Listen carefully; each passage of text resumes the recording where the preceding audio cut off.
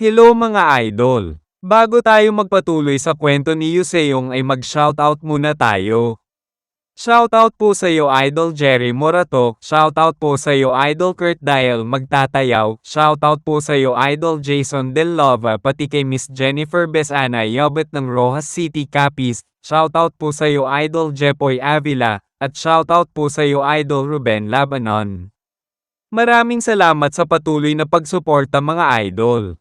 Sa pagpapatuloy, sa isang malayong nayon sa isang lugar sa kanlurang rehiyon ay nagpunta ang mga miyembro ng Demon Slayer. Makikita natin na ang buong lugar ay nawasak. Tinanong ng isang mandirigma ng Demon Slayer na kung wala ba ni isang nakaligtas na mga taga-nayon na natagpuan. Sa isip-isip ng Vice Commander ng Demon Slayer na paano nangyari ang sakunang ito, pinagmasdan niya ang pinsala ng lugar at ito ay lubos na kalunos-lunos hanggang sa may nakita siyang poster na nakapaskil ngunit ito ay tuluyan na din na nasira. Kaya agaran ng nilapitan at tinignan ng Vice Commander ng Demon Slayer ang nakasulat, at napagtanto niyang may nakasulat dito na ang makalangit na demonyo. Sinabi ng isang miyembro ng Demon Slayer na sinabi ng mga demonic cult na lalahok sila sa Grand Elder War, ngunit marahil ay sila ang nasa likod ng pag-atake na ito. Ayon naman kay Vice Commander na kung ganoon nga ang kaso, hindi nila ito hayagang i-advertise sa pamamagitan ng pagtatatak ng selyo sa lahat ng dako. Ang makalangit na demonyong banal na kulto ay kasalukuyang kinikilala bilang erehe kahit sa loob ng demonic Paxayan. Ibig sabihin ang makalangit na demonyong banal na kulto ay pampublikong kaaway ng martial world pati ng parehong legal na Paxayan at demonic Paxayan. Tinanong naman ng isang miyembro na maaaring sila ay mga labi mula sa huling malaking pagtakas ng mga pampublikong kaaway ng martial world. Ayon naman kay Vice Commander na kung ang mga takas na kaaway ng martial world ang mga ito ay mas papabor sa kanila ito, sapagkat may mga impormasyon tayo patungkol sa mga pagkakakilanlan ng mga takas na iyon.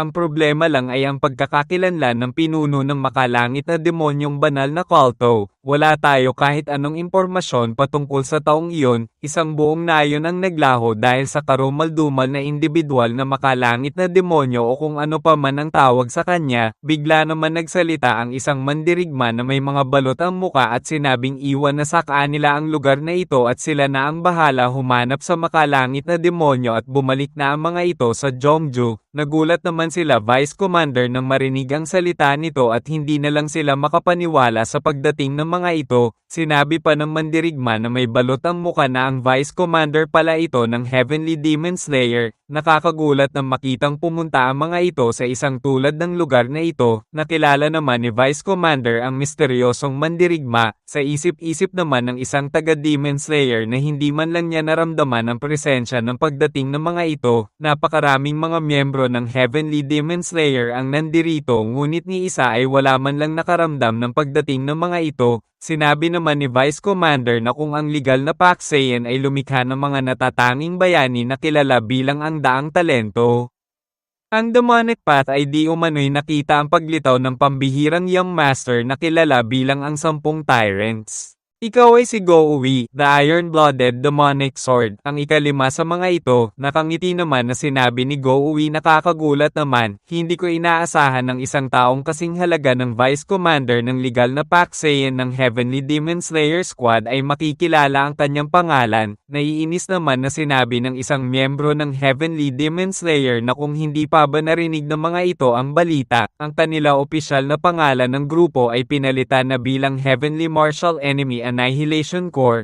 Ayon naman kay Go-Uwi na kung Heavenly Martial Enemy Annihilation Corps na ang tawag sa inyo ngayon, sino naman na ang inyong mga kalaban? Malakas na sinabi ng taga Heavenly Martial Enemy Annihilation na syempre ang kalaban na nila ngayon ay ang mga pampublikong kaaway ng martial world. Habang naghahanda kami para sa Grand Elder War, wala na kami, subalit hindi natapos nito ang sasabihin niya nang mabilis na lumapit si Go-Uwi sa harap nito. Nagulat at hindi na lang makapaniwala ang taga Heavenly Martial Enemy Annihilation sa sobrang bilis ni Go-Uwi kahit na sobrang laki nito. malakas naman na tumatawa at sinabing kayong mga tagaligal na Paksaiyan ay patuloy pa din sa paglalaro ng mga salita. Sa tingin mo ba mahuhulog kami sa gayong pagkukunwari? Agara naman na hinawakan ni Vice Commander si Go Uwi, habang ang isang miyembro nito ay halos maihina sa takot at naghanda na din para lumaban. Nagulat naman si Go Uwi sa pagpigil sa kanya ni Vice Commander. Ayon naman kay Vice Commander na ginagawa namin ang aming makakaya para sa Grand Elder War, at kayo din ay ganoon ang inyong ginagawa, ngunit ang makalangit na demonyo ay isang puwersang humahadlang dito, kaya hindi ba tama na hulihin ito ng magkasama? Napatahimik naman si Go Uwi sa mga sinabi ni Vice Commander, kaya wala na itong nagawa kundi ang hindi ituloy ang nais sana nitong paglaban at tuluyan ng umatras. Habang papalayo ay sinabi ni Go Uwi na patungkol sa pakikipagtulungan ay tignan na lang nila kung maaari bang mangyari iyon. Sinabi naman ng taga-Heavenly Martial Enemy Annihilation na ang mga ito naman ang nag-umpisa ng away. Handa na sana siyang pugutan ng ulo iyon. Ayon naman kay Vice Commander na ang pakikipagtulungan ng demonic cults ay mahalaga upang mahuli ang makalangit na demonyo, at saka ang kasama ni Go Uwi, hindi mo ba nakikilala ito? Ang matanda na kasama nito na pumunta dito, napapaisip naman ng isang miyembro na ito kung sino ba ang matanda na ito kaya tinignan niya ng mabuti, hanggang sa makilala na niya ito at hindi na lang makapaniwala na ito ay ang pampublikong kaaway na nakatakas sa Jongju. Ito ay ang monghe, subalit agara na tinakpan ni Vice Commander ang bibig nito para hindi sila mapansin. Sinabi ni Vice Commander na tumahimik ito at huwag magpahalata kung ang taong ito ay sumali sa panig ni Go Uwi.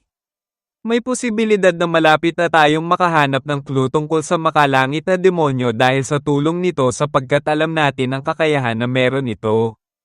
Gayunpaman, ang ibig sabihin nito na maraming impormasyon din sa kanila ang nalik na din alam na ng mga taga-demonic cult, hanggang kailan na lang kaya tatagal ang kapayapaan na tinatamasa nila ngayon, hanggang sa tinignan na nila Vice Commander ang papaalis na grupo ni Go Uwi. Makikita natin si Go Uwi kasama ang monghe na tuluyan ng umalis sa lugar.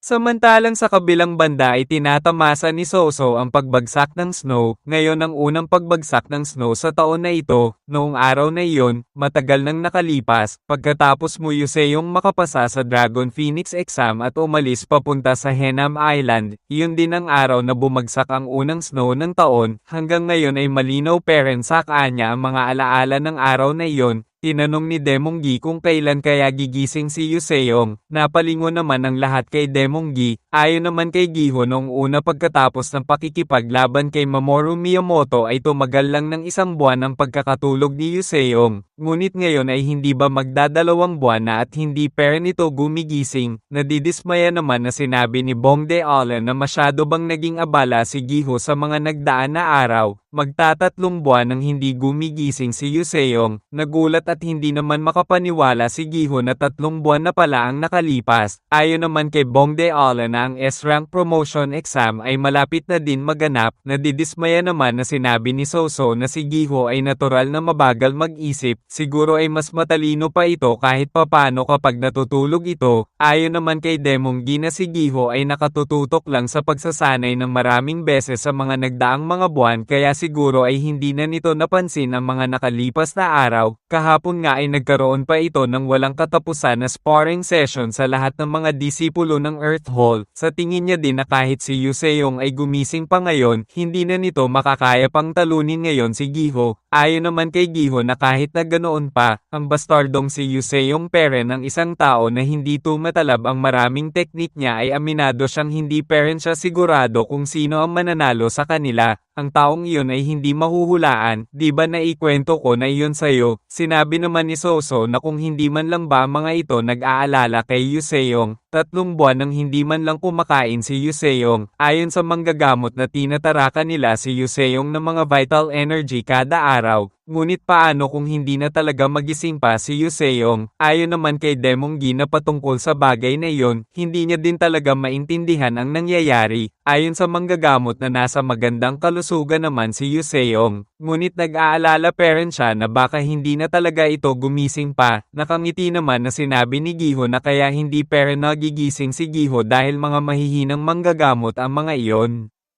Kung siya ang gumamot kay Yuseong ngayon ay bibigyan niya ito ng isang malakas na pagsampal sa muka, paniguradong gising si Yuseong.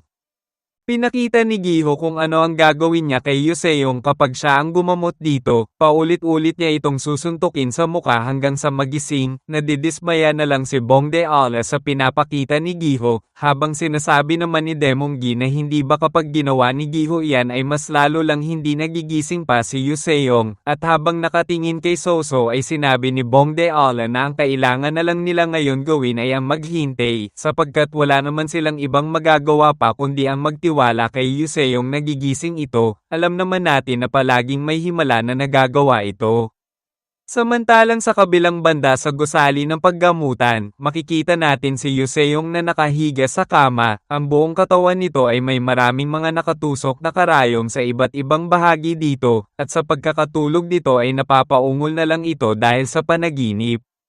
Bumalik sa alaala ni Yuseong ang oras na malapit na niyang makuha ang natitirang bomba, sa wakas ay nagawa niyang mapasok ito sa inventory niya, kaya napapangiti na lang si Yuseong dahil nagtagumpay siya. Lumabas din ang notification na kompleto niyang natapos ang sudden mission, natanggap din niya ang pabuya na inner energy shield, subalit biglang nakaramdam ng malakas na sakit sa katawan si Yuseong. Napapatanong na lang siya kung anong nangyayari, kung ang mga bomba ba sa inventory niya ay sumabog, hanggang sa unti-unti na siyang nawala ng malay dahil sa malakas na pagsabog ng mga bomba sa inventory niya.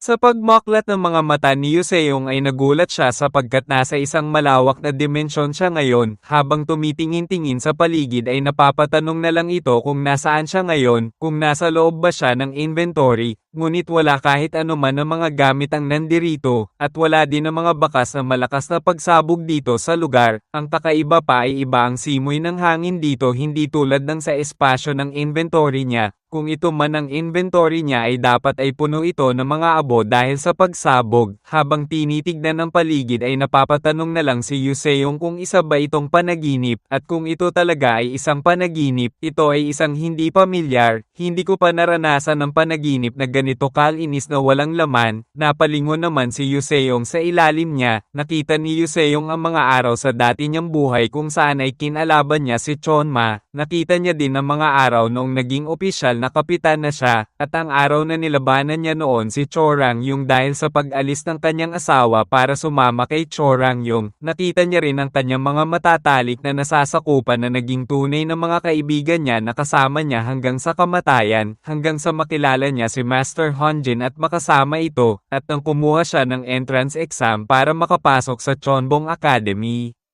Napapatanong na lang si Yuseong sa sarili kung ang lugar na ito ba ay katulad ng sa dual-minded sage na kinaharap niya noon. Nakikita niya ang isang landas na kailangan tahakin. Isang one-way na landas na may iisang direksyon lamang, at sa bawat hakbang ko, muling nabubuhay ang mga nakaraang panaginip, kasama ng mga matingkad na alaala na muling binubuhay pagkatapos ng mahabang panahon. Ngayon ay magpapatuloy lang ako sa paglalakad ng walang katapusan. Siguro ay umaasa pa rin ako na may isang tao na gigising sa akin sa mahabang panaginip na ito, tulad ng kung paano ako gisingin ng aking ama galing sa dati kong buhay gamit ang kanyang Wallace.